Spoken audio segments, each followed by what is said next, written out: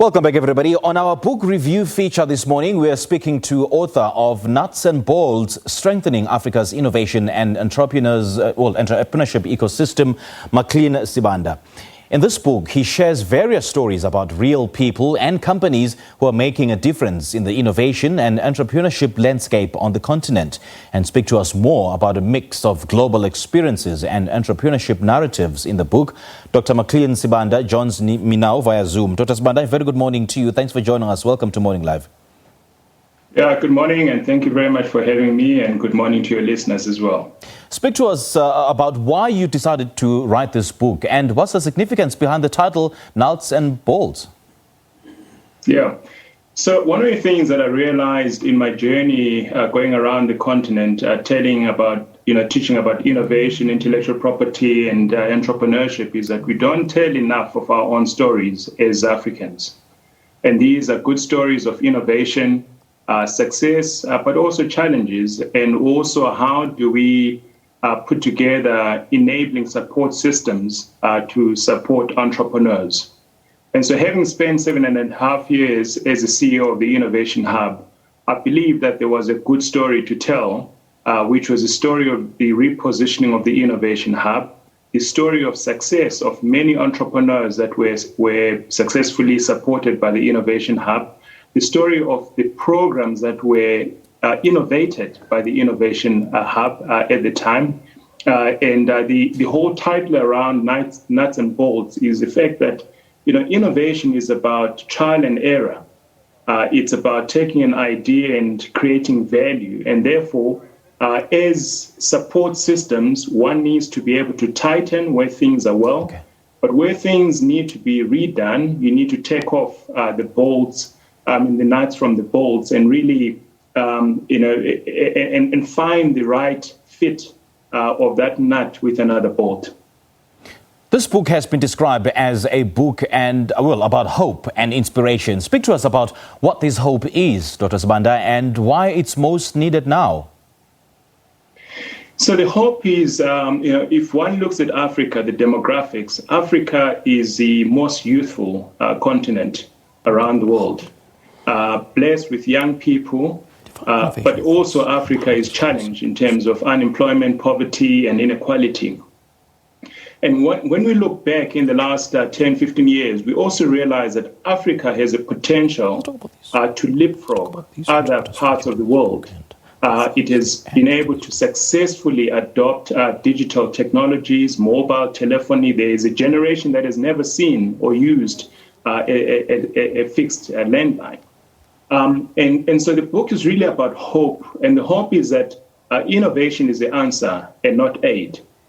It's a hope that we can think long-term as Africans. It's a hope that as we put together these incubators and science parks and accelerators, we can recognize the importance of supporting genuine innovations that address the challenges that Africa has. And also in the book, there's a couple of chapters that deal with Africa innovation. And it also illustrates the fact that it's not as if we're starting on the back foot. Yeah. There's already great work that has been done and great entrepreneurs in the continent. And speaking of innovation, Dr. Sibanda, just define innovation for us and how this concept is explored through entrepreneurship on the African continent. Yeah. So for me, innovation is taking resources, is taking information and material, in essence, and transforming it into goods and services of a greater value. And so it's around innovation in the continent is really how do we then create more market-creating innovations. And by that, Christensen, the late Harvard professor, talks about creating value chains. Yes. And within the continent, for example, under the African Continental Free Trade Agreement, the first phase is about movement of goods and services. And the question is, what goods and services are we going to move? Are these African goods? Are these goods that are going to be produced by African innovation? Right. And the book also shares insights and reflections, perhaps, from entrepreneurs and innovation enablers. Let's talk about these contributors featured in this book and the voice that they add to this book and the industry as a whole. Yeah, so one of the things when I was writing that occurred to me, and T.D. Jakes talks about this, is that all of us in a room can see others, but we don't see ourselves. And so I then started to get contributions from innovators so that they can be able to add a voice, because you cannot talk about innovation and entrepreneurship without the voices that have walked that journey. So we've got great entrepreneurs like Portia M, that has established the fastest growing cosmetics business. We've got Terence from Kamisa that is doing incredibly well. We've got Basega that is doing great work in terms of water security. There is a good friend of mine, Pauline Korbel, who is in Zurich, who is doing great work in the continent, and they've established an accelerator to actually fund women entrepreneurs. We've got Dr. Nhlanhla Somi, who provides a thought-provoking piece of a chapter in the book. So there's great contributors that actually make the book interesting, but also it's not just my voice.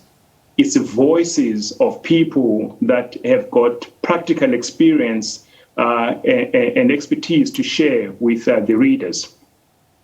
And you lament that those kind of voices do not share enough of our stories of innovation, entrepreneurship and startups. Why do you think this is the case? And how do you address that through this book?